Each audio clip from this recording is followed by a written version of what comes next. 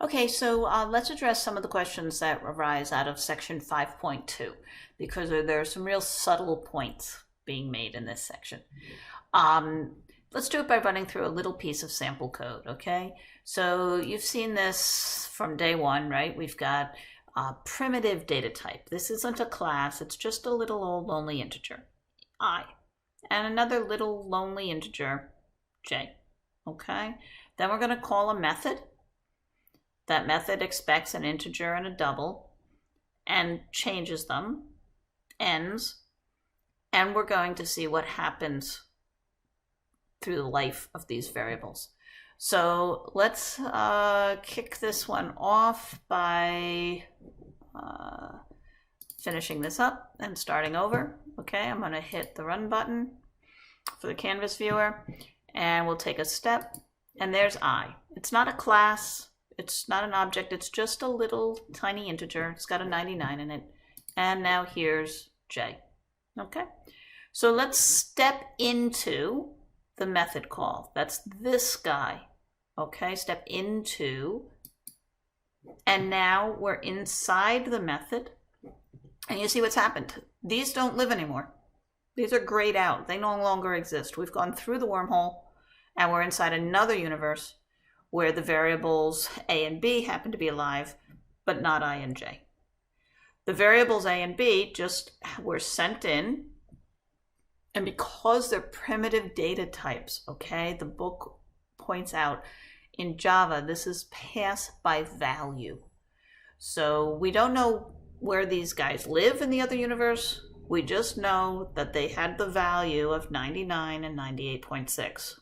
So those are the values we have when we start off the lifetime of A and B. And the next step, we're going to change A, and then we're going to change B.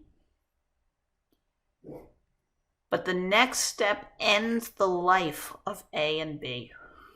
Okay, A and B live between this mark and this mark.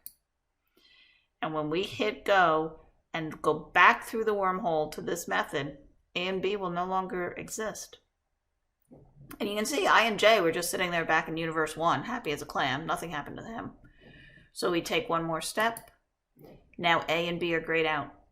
They don't exist anymore, right? It's like Endgame. They like just dissolved into those little dust particles. And now we're back with I and J. They were never changed because they were passed by value. A copy of their value was sent down to this method. In Java, this only happens for primitive data types. Okay, int and double. If you had classes, if you were sending an object in, then the address would be sent and they would be changed. There was another question that came up about can strings be changed? Because they say, well, string is a class, but when you send a string down to a method, it's considered immutable. When you create a new string, it has its own address. And so there's some discussion of that in the book. But the quiz question, the check your understanding question that followed said, can you change a string? And of course you can, right? I mean, here we are with a string, and it's got Kendall in it. And we take a step, and we make it have Martin in it. So the question wasn't talking about when you send a string to a method. It was just saying, can you change the value of a string? And yeah, of course you can. It's a variable. It varies. You can change it. Notice that this is not the same, right? A string is an object. It's an example of a class. So this X is a reference. There's a little post-it note. On that little post-it note is written a memory address, and that shows you where this data lives. So that's different from a primitive data type, like an integer. So there's very subtle differences, and we'll cover this in much more detail again and again in 111b. But I just wanted to walk you through it and give you some context for the answers that Revel has, because I don't want you to think Revel's always wrong. Revel's not always wrong. These answers were all correct in Revel, and it's a very subtle point. So try it out, play with it in JGrasp, and bring all your questions to the discussion board, okay? Thanks a lot for asking, Max. Great point.